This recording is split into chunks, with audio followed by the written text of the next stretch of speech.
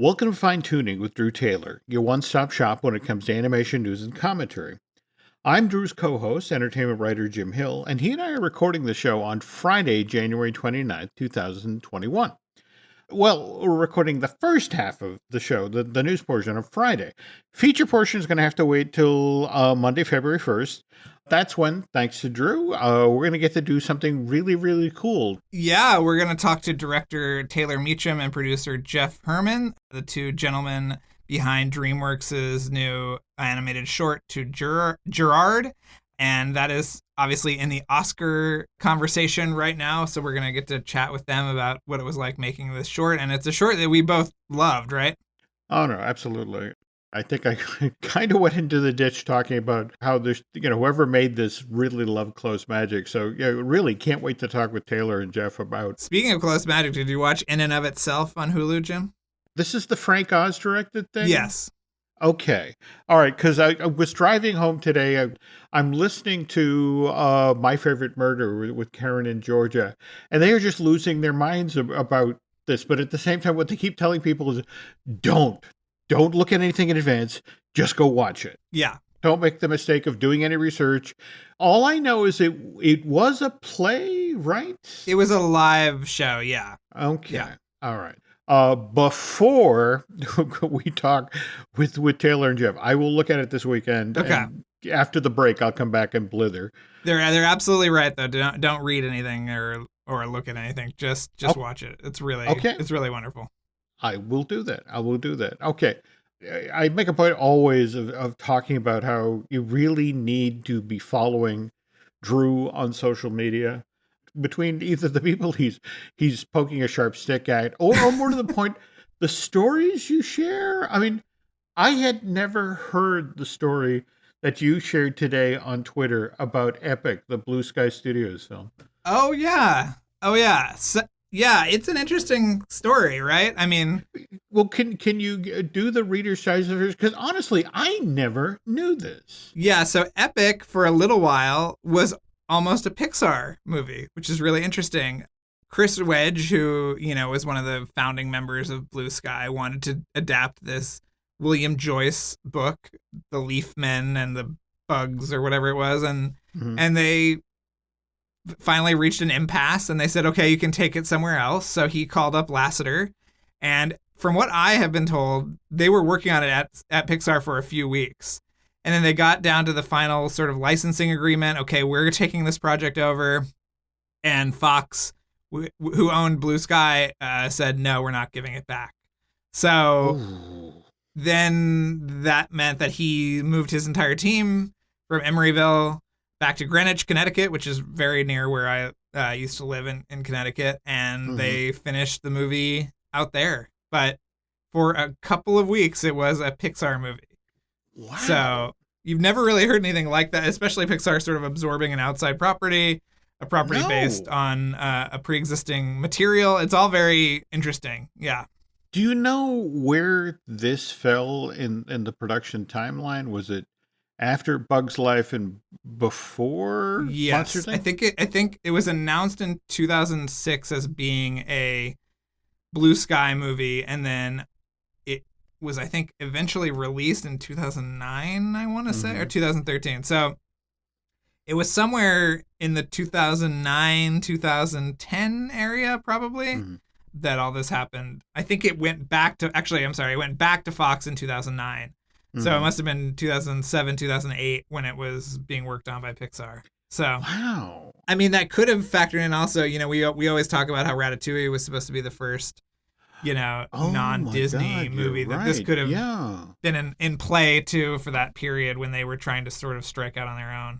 Oh, I love the story. We'll have to do some more digging there. Yes. Well, speaking of epic things, we had two very cool trailers drop over the past week. Godzilla vs. Kong, which had some great CG action. I don't know how much of a kaiju film fan you are. I have a tragic weakness for men in rubber suit movies. And so this new generation of Godzilla films where Godzilla actually looks pretty good. Not exactly my cup of tea, but they're fun. Yeah, MPC did the character animation. We got to give them a shout out. They did Lion King and Dumbo and everything else. that's been great. Mm-hmm. One Note, Only Ivan, they did those creatures. So yeah, amazing work. Oh, God, that's right. Okay. Yeah. But again, we bring up the Godzilla versus Kong film for another reason, because every time we turn around, Netflix is doing something different animation-wise. And so did you see this news about the two new animated series there, the Skull Island and Tomb Raider, right?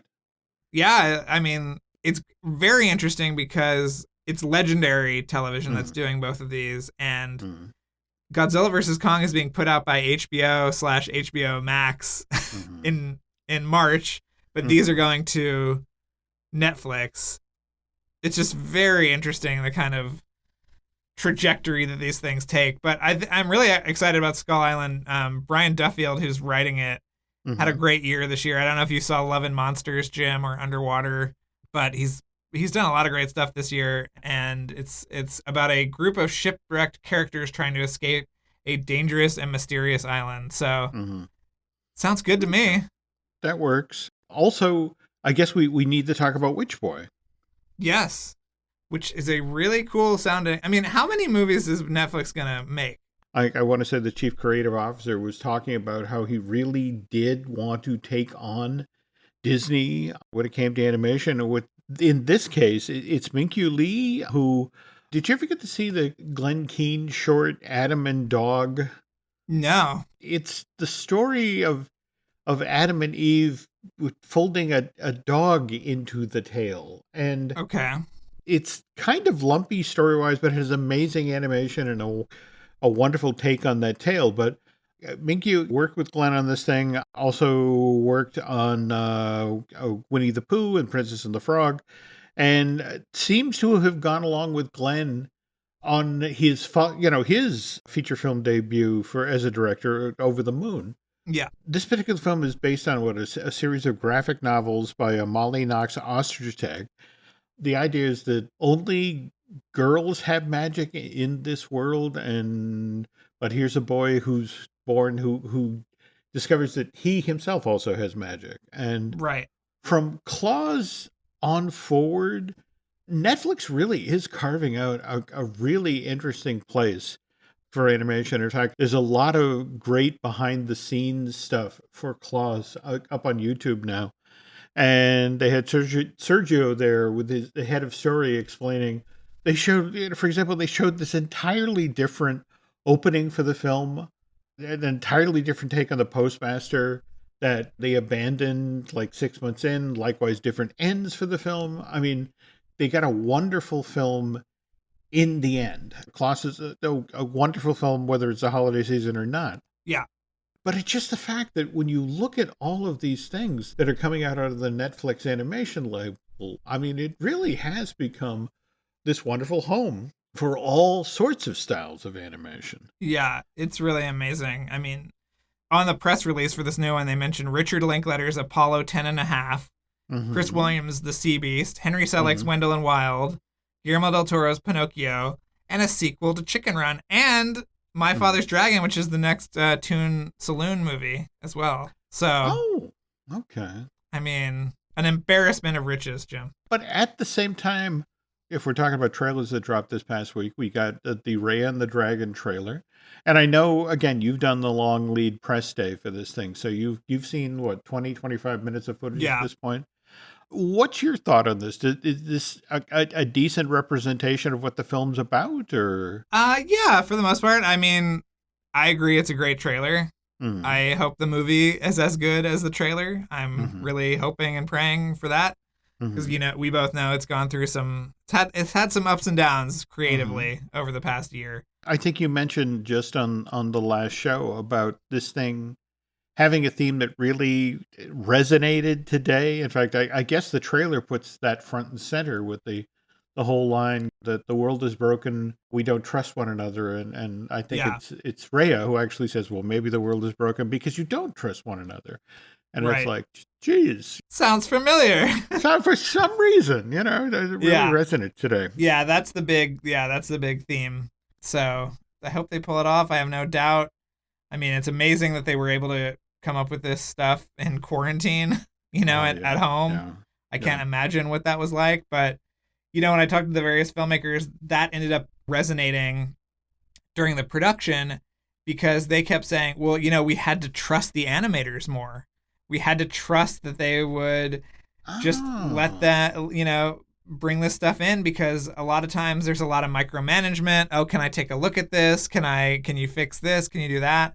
And there wasn't quite that level because there just was, the office was not open. So they had to say, okay, bring this scene back on Friday or whatever. And that's just kind of how it's done. So it was really interesting to hear that the actual production mimicked the sort of thematic essence of the movie as well.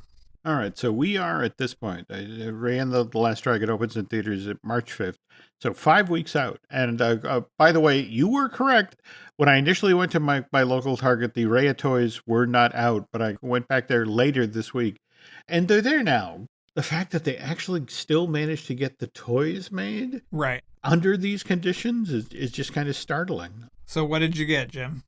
Oh, no, I'm strong these days. The new rule is nothing can come into the house unless two things go out.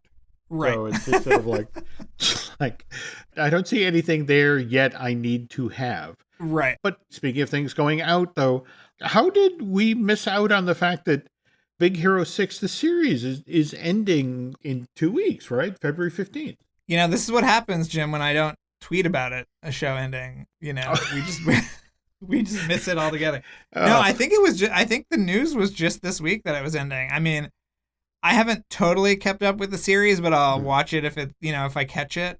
But it seemed like it was doing well. I guess maybe they wanted to clear the air for the Baymax show. Oh, yes, Baymax Plus. Yeah. Yeah. But at the same time, what's the deal with this interactive short that's going to be showing up at Sundance? Yeah, it looks like it's using sort of like AR, VR technology. I actually have a friend who's on this team that worked on those Baymax Dreams shorts that were sort of CGI shorts, but this one is like sort of interactive. I don't know. It looks really cool. I don't know how one experiences this short, but hopefully, even if it's like Myth, the Frozen tale, which is coming to Disney Plus in February. Are you excited to finally get to watch that? That's right. Yeah. You mentioned a show or so back, but in basically the same window of time as Baymax, the series is ending. If we pivot to yet another streaming service, Paramount Plus, on March 4th, not only do we finally get SpongeBob Sponge on the Run, the feature, but we also get the first 6 episodes of Camp Coral. Yeah. Paramount Plus is basically the rebranded CBS All Access. Correct. But the notion that the day they launch Paramount Plus, SpongeBob, Sponge on the Run, and Camp Coral are front and center. Animation seems to be such a big part of what the streaming services are doing, which brings me to the weirdest story of the week. What do you make of this animated Game of Thrones that's supposedly in the works for HBO Max? Well, I feel like it's going to be more of an adult anime type vibe, and I feel like that is just something that the streamers are really investing in right now for whatever reason. So, I'm sort of cautiously optimistic that that'll be good. I mean, I don't really understand what it'll be or when it'll take place or whatever, but they seem to really be invested in that sort of time and spinning off this thing from, I think that one of the series that's coming out is like set like thousands of years before or something. So yeah, that's the part that I'm very interested in, is like, when will this actually be set and who's going to be involved and all those questions. But I'm cautiously optimistic. I mean, if they go with a really cool animation studio and really commit to kind of a mature story, I think that could be really fun. Yeah. And, let's face it, how many, Adult Swim series are you and I invested in? It's true. It's a little sad at this point, I think. All right. Well, speaking of somewhat sad news, Ron's Gone Wrong, got its release date pushed back to October 22nd of this year. But that said, we did finally get an image this week of this Locksmith film. And what did you think? It's pretty cute, I think. I like the little robot, don't you? Well, yeah. Well, to be honest, though, I'm more intrigued by who's working on this thing. Like, for example, Sarah Smith, I'm one of these people who really, really loves Arthur Christmas. Same.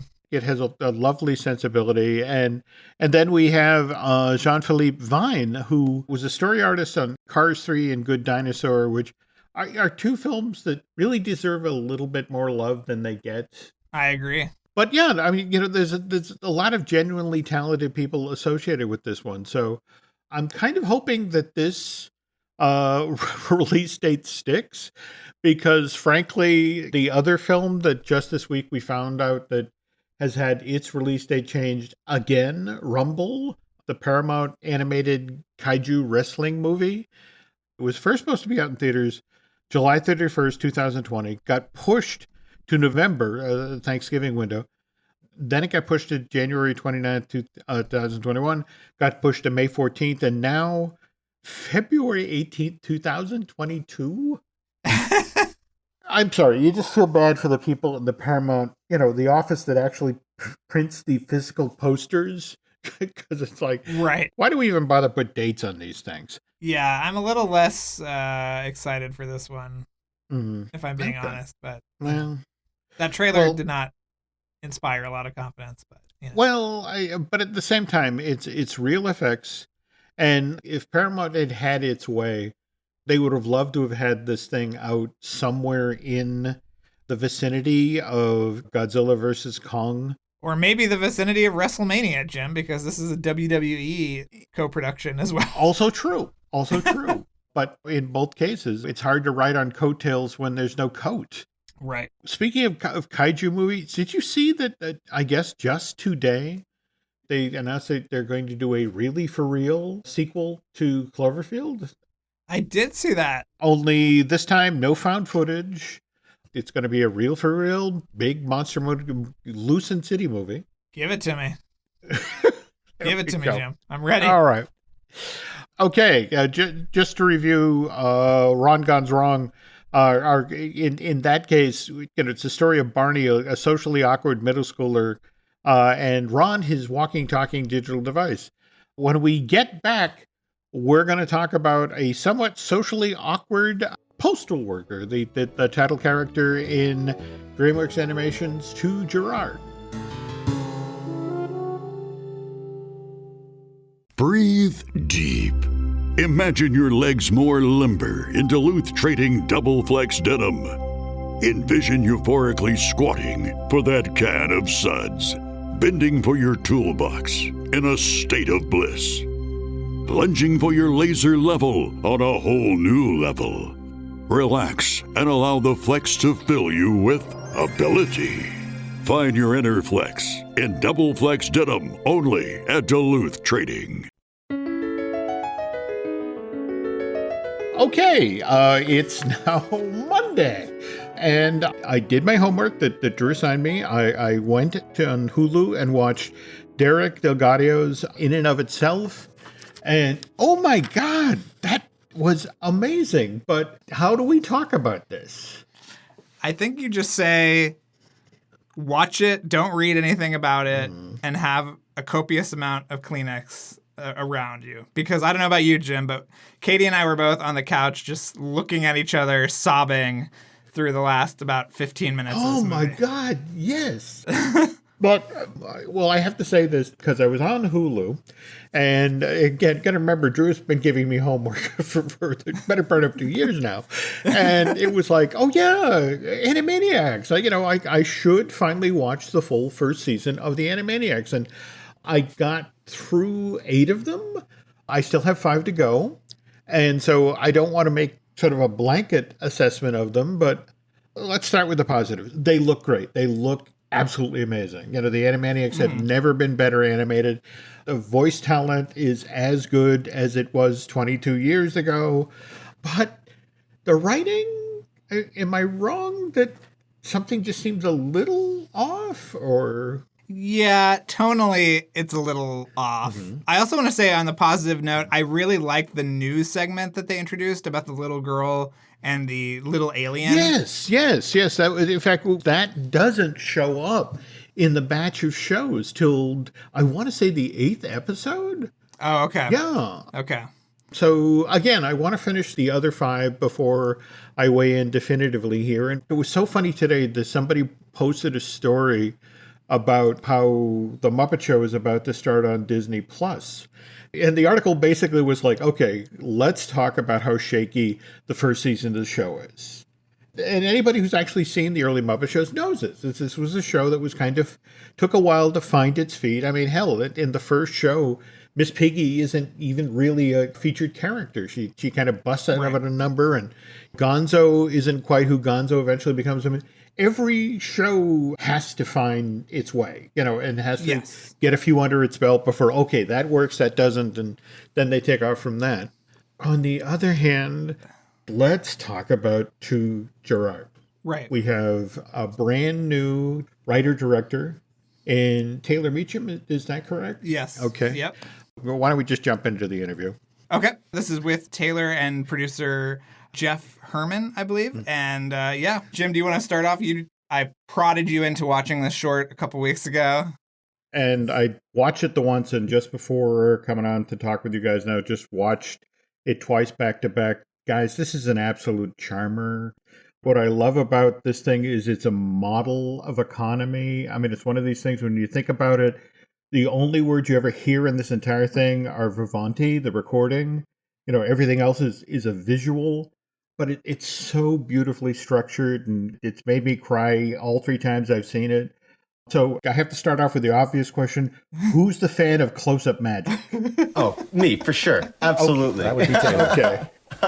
Okay, because the way you guys do close-up magic in this, again, I don't realize it's animation. You can do anything with animation. Yes. But it's the fact that so many of the classic moves, so many of the old, like Dante, the magician type level close magic. How did you do the research for this? How did you pull it together? I'll tell you, first of all, it makes me so happy to hear that you recognize that because most of the time I was like, no one's going to recognize this. But I went to magic camp when I was younger, and that kind of was the start of my appreciation for close-up magic and stage magic. And I've long since been outside of that world, but you're right. You can do anything you want with animation. And, I wanted to set some limits to this, and I wanted to stay true to the magic community and the craft of being a magician.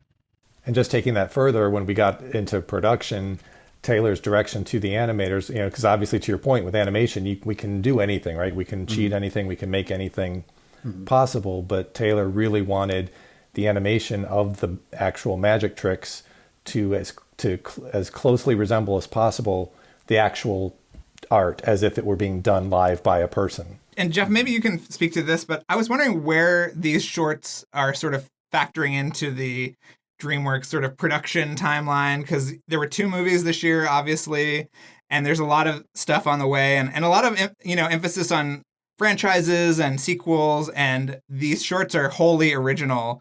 Whether it's the one from last year with the little Australian creature and this one, where do these fit in, and how do you get started on them? And Taylor, how did you pitch this as a short? I would love to know everything. Okay, well, I'll get it going, and I'll tee up Taylor Sure. as part of this. But this was the result of a moment of opportunity in the studio's history.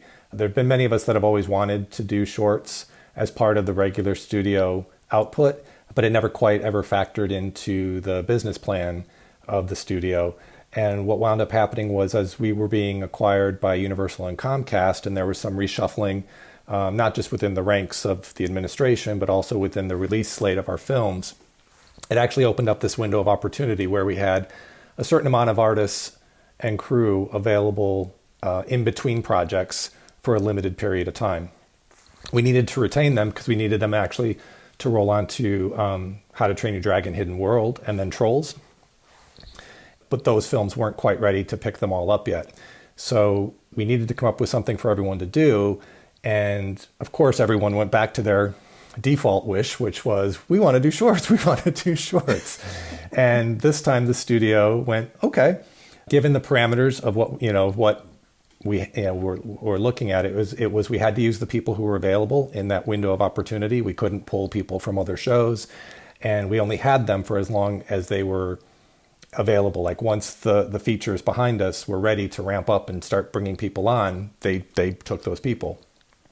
So it was a little bit of a race against the clock, but we also wanted to make the most of this moment and really give people a chance not just to pitch their projects, but if they were selected, get a chance to creatively lead and direct their projects, which was a huge, huge morale boost for the studio. And we wound up taking, this was actually back in 2017 when this happened. A while ago. Yeah, it was in 2017. And I think we had, I can't remember exactly, it was like 26 or 28 pitches. Out of that, we selected 8 to go into some form of development. And we actually wound up succeeding in finishing 4 of them in about an 18-month window, to Gerard actually being the 4th of them. Yeah, and we very much, at the end of our production of making it, I always say it was like the Indiana Jones hat underneath the door, where it was just like, we're losing people, and it's just, gonna grab that hat as the door closes, and we just got, I'm super grateful that we were able to wrap it up so nicely. I think everyone involved was happy about that. Wow, given that sort of production, that kind of under the gun and working with, just the staff that was available, the fact that this is this strong and this seamless is a real tribute to you guys and the team. Holy cow. And really speaks to the integrity of the pitches that we got. And here's where I'll tee you up, Taylor. So sure.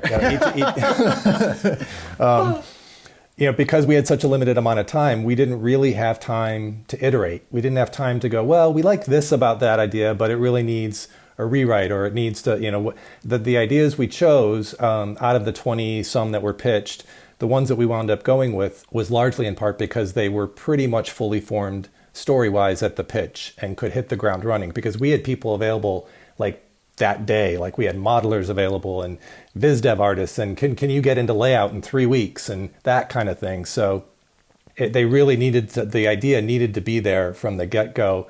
And the 4 that we wound up making had that in their own variations. And to Taylor's project for Gerard, it was so beautifully there in the pitch. He gave us a verbal pitch, but it was so deeply personal and so relatable.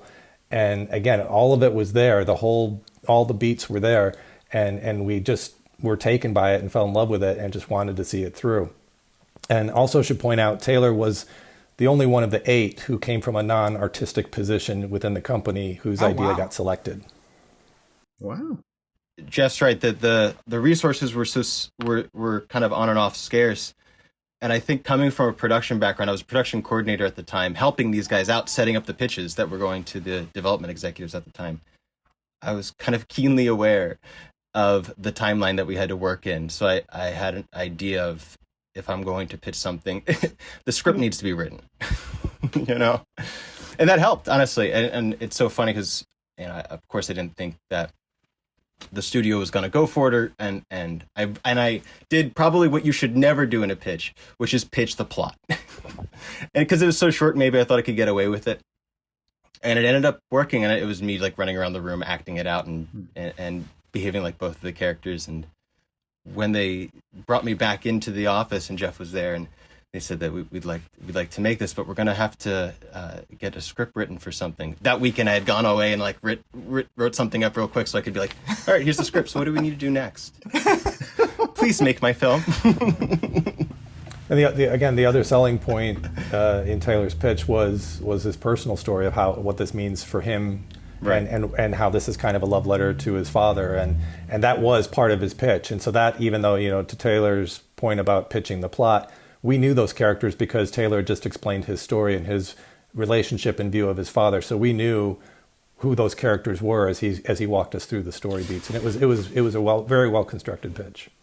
What I love about this is only a production coordinator could have come up with a short that you can tell in 2.5 rooms.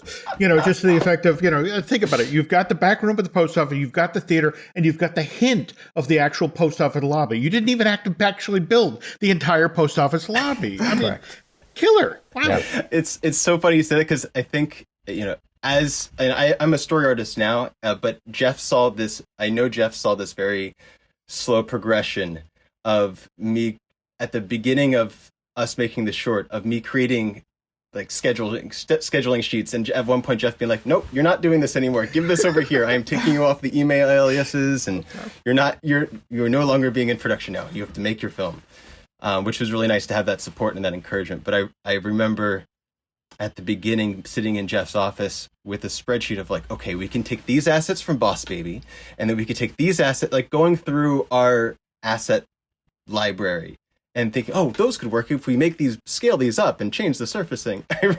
We didn't end up doing a lot of that. There's a couple gems in there from other films, but well, yeah, can you talk about the production design? Because it is a beautiful looking short. I mean, you cannot tell that you are stealing things from Boss Baby. And maybe the best use of pneumatic tubes since Hudsucker Proxy, I'm going to say. Thank you. That was an inspiration for sure. Okay, yeah. Then, yeah. Absolutely. And throwing the envelopes into the mail slots. Right.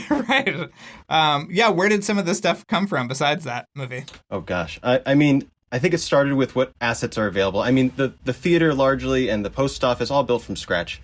I think really where you see a lot of reuse in it are in the characters. I believe, Jeff, I'm sure none of this, we've never actually talked about any of this. The whole audience is our crowds from Boss Baby. Our crowds are from the first Boss Baby. Oh, wow. Our usher in the theater is we tweaked a model to fit our character designer's style, but that character is from Everest. Abominable, yeah. Abominable, sorry. Yeah. But everything else really spawned out of Nico's character design. Okay. And he was really one of the first people that we brought on. Him and Ramon Zibak, who was our production designer, were really the two first people that came on. And everything spawned out of Nico's character design. Because it was really kind of the first artwork, besides me scribbling at my desk, that came back that really felt like it fit into the story. And we pulled everything from the shape of the desk and the way that the post office was designed was really just based around like, how are these characters living in this space? Okay. Yeah. And can you talk about it being on Peacock? That's kind of fun, right? Because it's great. It's fantastic. I mean, it's so funny because we had been working on it for so long, but only a handful of people in my family had seen it. And that's really, I mean, I of course want everyone to see it, but I have my family texting me like, when are we going to see it? When are we going to see it for a while? But it was really nice to have them actually get to experience it. I'm the middle child of many sisters, and only one of them I think had seen it at a point, and one of the main characters is the name of one of my sisters. So I try to put different pieces of my family into it. So it was really important for me to get them to see it because my uncle's name is Gerard, and like there's a bunch of little things in there that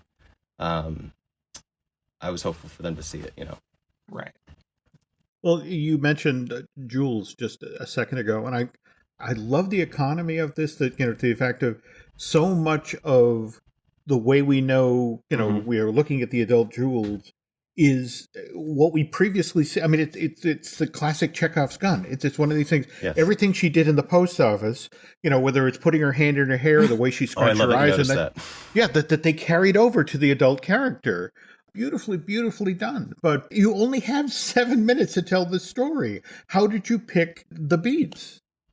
I have pictures somewhere of all the story charts and the Dan Harmon circles and the all the different ways of plotting a story that I had done to put all the elements that I knew were needed in the story to have it be complete and make sense. And then I kept pulling things away throughout the whole thing. I mean, we had many I'm sorry, I might be diverging from your question, but we had many conversations about what do we need, what can we remove, what we can take out. A lot of it happened in editing. I think the script I handed in was only 5 pages. So already from the beginning, I was trying to work economically with what our timeline could be and what our resources could be for that. I mean, when you finally get Gerard up on stage, and again, what's great is that he effectively launches Jules' career by introducing her to close magic and creating a love of magic. But at the same time, she delivers to him, this is a guy who clearly ached to be a professional magician, and she's the one who got him up on stage, and she's the one who entertained the audience, or gave him the opportunity to do that. But at the same time, kind of a cheat because, again, this is a celebration of close magic, and suddenly Yes. he's on stage and he's got to do Yes. big stuff. And how did you guys work that transition? Because, again, it has to go back to being close Yes, magic at the end.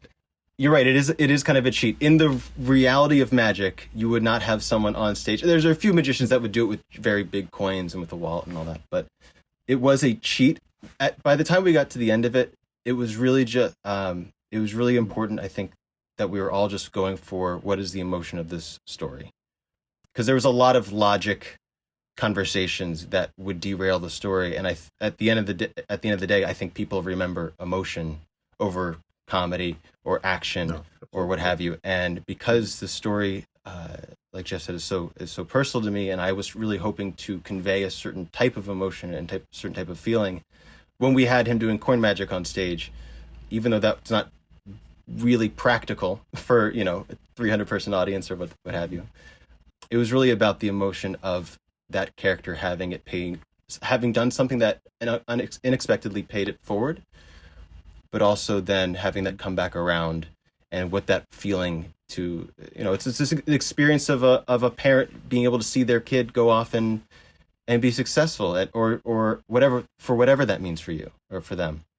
The only way to get that feeling across was to have that level of appreciation. And it's like for me, because Jeff pointed out that the story is in part came from my father, and he's at a point in his life where he should be able to retire, and he can't retire. I have a lot of admiration for him. He's an essential worker now. He works at Lowe's, but he turned 70 this year. And I want him to relax. He used to be a photographer. He used to be an artist himself. And I love his work. I'm biased. But I've always wanted him to be appreciated in the way that he has wanted myself and my sisters to go out and find success. But he really put a pin in that at one point in his life. And for a lot of reality or logic checks that we did for the story, I was just like, well, what would I want for my dad in this moment? What would I want for any of the people that encouraged me in what I wanted to do? Well, I'd want them to be appreciated for the things that they did, and it's completely selfless. You know, in the short, we have Gerard. He does something. He gives up his dream, and in giving up his dream, inspires Jules to go and do what he never was able to. But that can happen in many forms. You know, I've had teachers growing up. Of course, and I'm sure we all have that inspires, and we never forget them. They might completely forget us out of all the thousands of students that they've had to teach over their careers, but we never forget them. And that's kind of what I wanted to allude to in that, where, you know, that person or that whoever has inspired you, encouraged you, even if it's by accident, you never forget them, and you kind of always want to do something to thank them. I thought, what better way to then, you know, in the cyclical nature of the story, and to your point of keeping it structurally tight, what better way than to pay it forward again, or pay it back, and thank them by fulfilling their dream.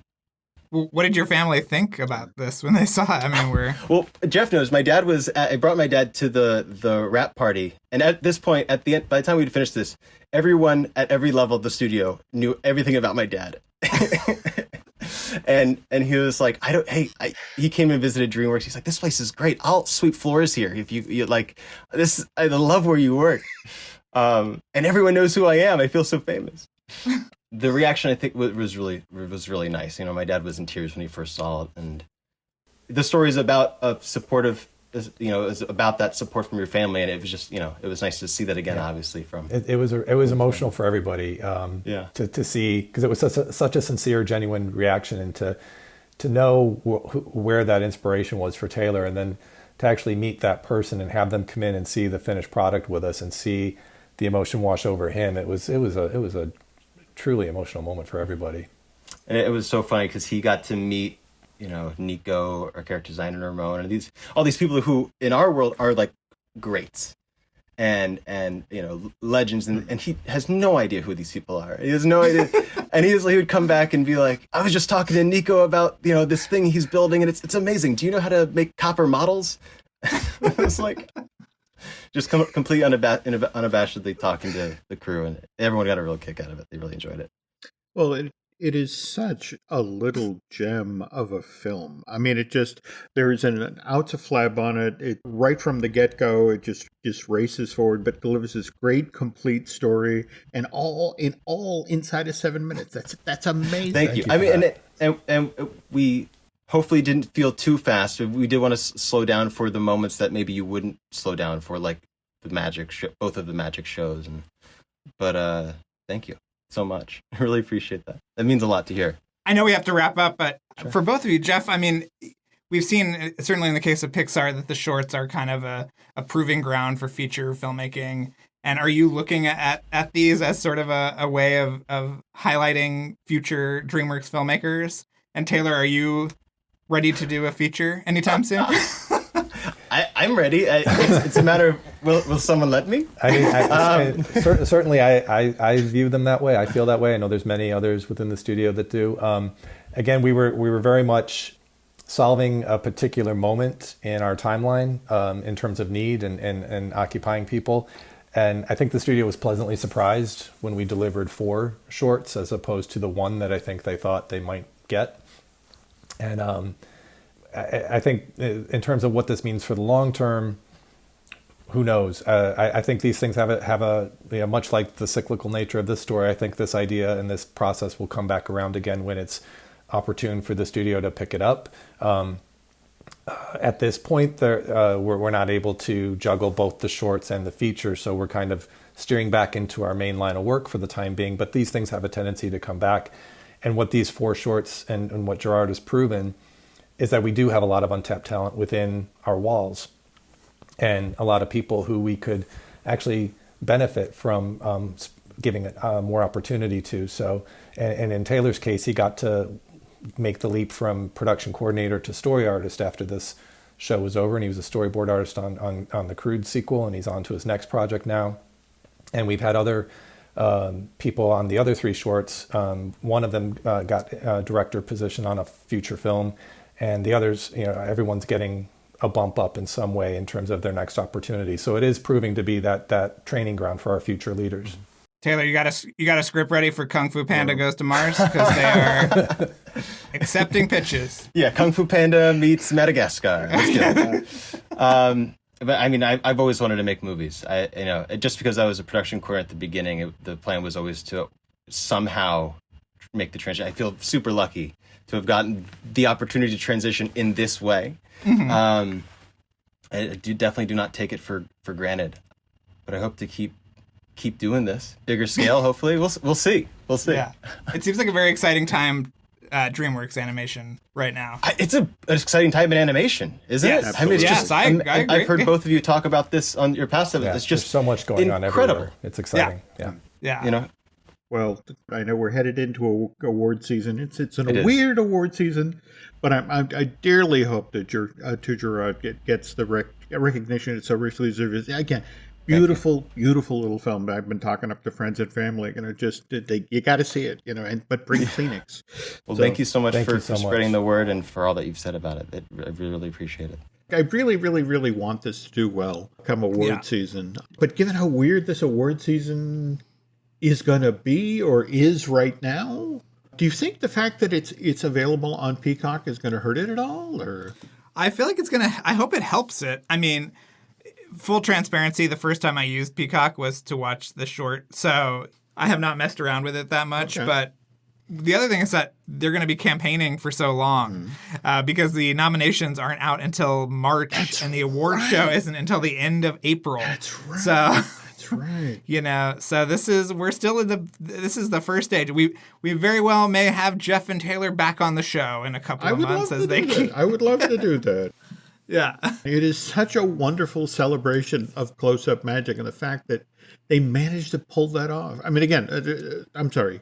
I shouldn't keep blithering here. I should tell you folks, go to Peacock, go and watch this thing. Well, Jim, just to circle back to In and of Itself, too, maybe this is a topic for your show with Len, but you know that Derek was a artist in residence at Imagineering in 2014. Was he really? An illusioneer, if you will, Jim, like the good old days. Yes. So Oh, We need to dig in and see what he did and what he contributed. Oh, now you're killing me. I do not want to give anything away. Wonderfully, emotionally, beautifully staged. And, and I don't want to stress this is just about illusion, but that last image in this thing. Yeah. Also, keep your eyes peeled for the audience. If you look in the front row, you will see none other than Brian Henson and Mia Sara sitting there enjoying themselves. There are other celebrity guests towards the end of the special. I don't want to give away who that is, but from a pure guy in the audience perspective, it was very easy to recognize Brian and Mia. I am so glad you said that because, I meant to bring that up in talking about the show, but it's like, wait a minute, is that because face it, nobody quite looks like Brian Henson except for Jim Henson. Well, there we go. And more to the point, who else would be sitting in the front row? Right. I just want to know what tag he picked. Right? Okay. All right. All right. We'll have to talk about that later after more people. Okay. But again, go, folks, watch In and of Itself. Well worth it. And go watch Gerard. And while I'm telling you things to go do, you should definitely be listening to, now we're into Light the Wick, right? We are. We're into Light the Wick. We're fully in the wick sauce, Jim. We are... we did our first interview with Chad Stahelski. It's going for months and months, partially because my co-host is having another child, which I'm very excited about. But just as John Wick has his chamber fully loaded whenever going into a Russian bathhouse, we are fully loaded with episodes of John Wick, Light the Wick. So yeah, check it out. It's on the main Light the Fuse feed, and you're going to get Light the Fuse episodes sort of every other week because a lot of the same people served similar roles in Mission Impossible. So we kind of trade off on a couple of weeks. It's going to be a lot of fun. So check it out. It's such a rich world. And so, I did just working off of, lighting people and production designers, you could go for weeks. Oh yeah. We talked to costume people. We talked to graphic designers. We do an editors roundtable with Gina Hirsch as one of them, who is Paul Hirsch's daughter. Which is a lot of fun. And so this goes to some really, really fun places. So you're going to get to hear some good stories. Cannot wait. Okay. We do a few podcasts over here as well. We got Disney Dish with Len Testa. We got Marvelous Disney, which we do with Aaron Adams. Later this week, I am doing a brand new Universal joint. Michelle and I will be working on a brand new I Want That. And finally, I am doing the first of a couple solo looking at Lucasfilms. But I'll tell you what, folks, if you could do Drew and I a favor, if you could head over to Apple Podcast and rate and review Fine-Tuning, that'd be helpful. You want to head over to Bandcamp and subscribe? I won't stop you. You can find us over on Twitter and Instagram at Jim Hill Media and over on Facebook at Jim Hill Media News. Thanks for listening, folks, and we're done.